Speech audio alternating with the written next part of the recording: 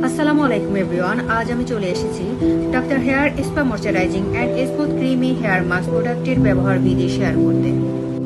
At first আমি keratin hair treatment নেওয়ার জন্য চলে এলাম অ্যাজ ওমেন্স বিউটি পার্লারে।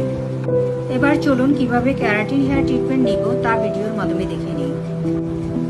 Damage hair, step 1, step 2, step 3, step 4, Step 5, Step 6, Step 7, Step 8, Step 9, The result. আমার জন্য এই ক্যারাটিন হেয়ার ট্রিটমেন্টটা বেস্ট ছিল, thanks to doctor hair spa moisturizing and smooth creamy hair মাস্কে।